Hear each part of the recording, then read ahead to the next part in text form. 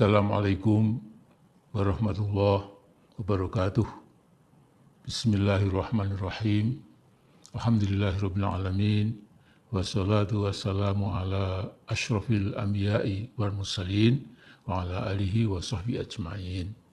Saudaraku sebangsa dan setanah air, tidak berlebihan bila saya katakan setelah 10 tahun Jokowi membawa Indonesia ke kehancuran demokrasi, proses pemiskinan rakyat, dan peniadaan prinsip-prinsip moral atau etika dalam berbangsa, bermasyarakat, dan bernegara, maka harapan sebagian besar anak bangsa ini ditumpahkan pada Presiden Prabowo Subianto. Paling tidak ada 4 keunggulan Pak Prabowo. Yang pertama, dia sudah selesai dengan dirinya. Tidak perlu lagi memanfaatkan kekuasaan untuk memperkaya diri karena memang sudah kaya.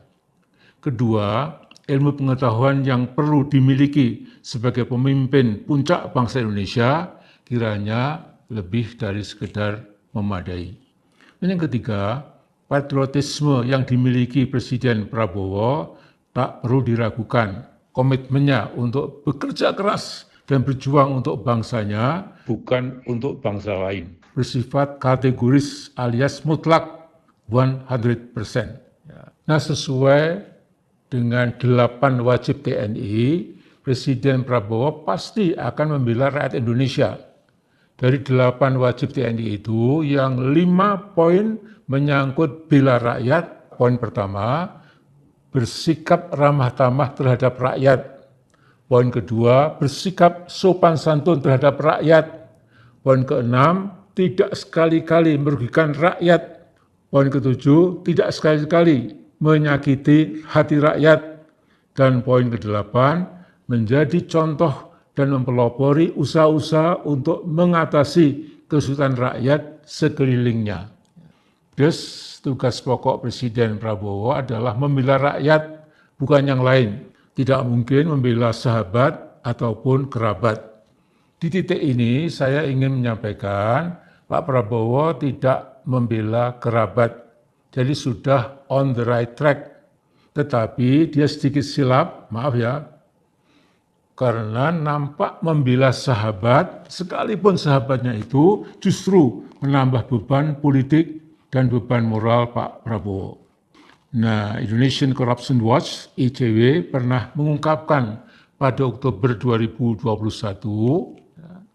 yaitu banyak nama Indonesia yang memindahkan aset kekayaannya ke berbagai tax haven di luar negeri, sekaligus untuk menghindari bayar pajak, yaitu Menko Bidang Kemaritiman dan Investasi RI, Luhut Binsar Panjaitan, dan Menko Bidang Perekonomian RI, Erlangga Hartarto.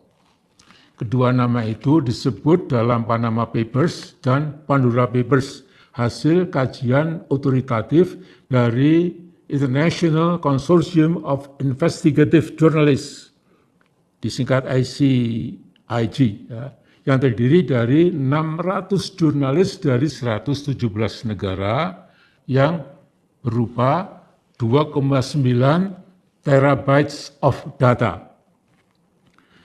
Tempo satu-satunya media Indonesia yang tergabung dalam konsorsium di atas. Nah, Tempo pernah mencoba wawancarai kedua tokoh di atas itu, ya, tapi dijawab enteng, tidak ada lagi, tidak tahu. Perusahaan Cangang itu udahlah, nggak usah dipedulikan. Salah-salah Anda bisa kena penalti dan lain-lain. Nah, isu sepenting itu Pak Jokowi dulu tidak peduli sama sekali. Ya. Berbeda dengan negara seperti Pakistan dan Islandia, ya, atau Islandia. Ya. Jadi Perdana Menteri Pakistan, Nawaz Sharif, dicopot dari Perdana Menteri karena ketahuan menyimpan kekayaan di tax haven di luar negeri. Sedangkan di Islandia, Perdana Menteri Sigmund David Gunnlaugsson langsung mengundurkan diri karena malu ketahuan menyimpan kekayaan di salah satu tax havens, kemungkinan di British Spratly Islands.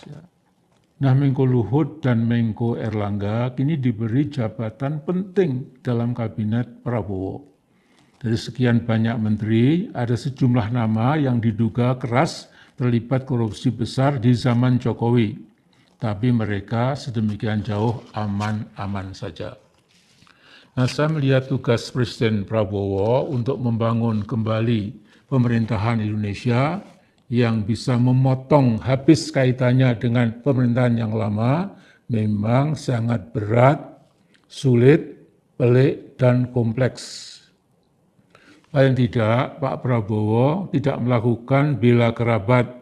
Ini sebuah modal penting, alhamdulillah. Cuma nampaknya masih cenderung membela sahabat. Tetapi demi membela rakyat yang mendekati angka 280 juta jiwa, maka sebaiknya memang, maaf ini istilahnya agak kasar, ditendang jauh-jauh itu. Ya. Sahabat-sahabat Pak Prabowo yang sesungguhnya akan membebani langkah Pak Prabowo sendiri. Dari para sahabat yang jelas-jelas sudah tidak lolos atau lulus dari ujian korupsi selama 10 tahun, diberhentikan saja. Presiden Prabowo jauh lebih tahu dari saya, tentu. Ya. Saya hanya mengingatkan penumpang kapal besar politik dan pemerintahan Pak Prabowo itu banyak yang merusak kapal dengan tangan mereka. Ada yang melubangi dinding kapal, ada yang mencoba merusak kompas kapal, dan jangan lupa ada yang mencoba merebut kemudi nakoda kapal, dan seterusnya. Jadi ada oknum, ya, saya nggak sebutkan namanya, ya, itu jelas sekali mencoba merebut kemudi nakoda kapal, itu sudah kelihatan terang benderang. Jadi jangan sampai perjalanan politik pemerintahan Presiden Prabowo dibuat hancur oleh invisible, irresponsible, and dirty hands. Jadi tangan-tangan yang kotor, yang tidak nampak kasat mata, dan sama sekali tidak bertanggung jawab, itu memang harus diwaspadai.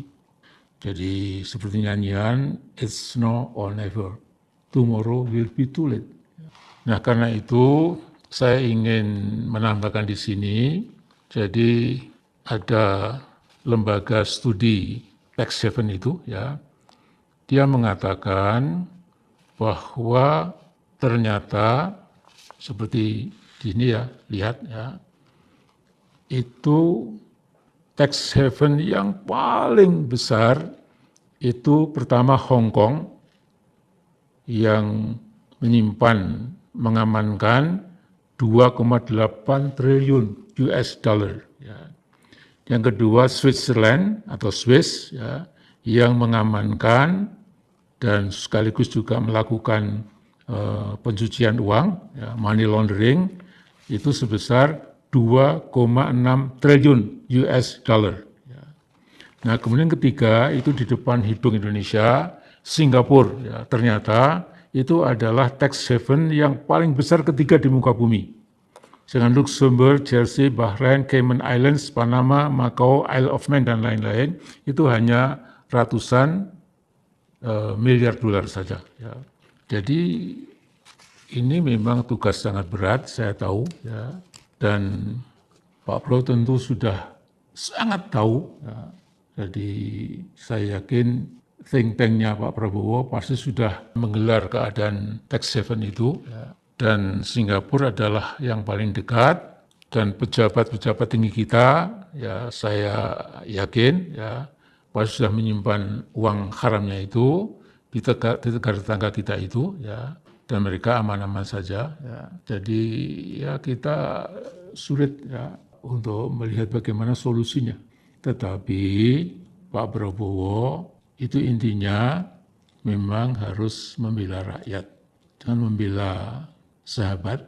Ya, kalau sahabatnya itu hanya mempersulit pemerintahan Pak Prabowo sendiri, ya, sehingga ya saya dan mungkin banyak saudara kita di Indonesia ini yang ya tidak bisa mempengaruhi cawe-cawe dan lain-lain, ya, kecuali mendoakan kepada yang di langit, Allah yang Maha Esa, Maha Kuasa, mudah-mudahan memberikan petunjuk jalan yang lurus buat pemerintahan yang baru kita ini, karena kalau sampai gagal, ya, kita tidak tahu ya seperti apa nanti Indonesia yang kita cintai itu. Jadi doa saya hanyalah Allahumma hdina siratal mustaqim siratal ladzina an'amta 'alaihim ghairil maghdubi 'alaihim waladdallin. Amin.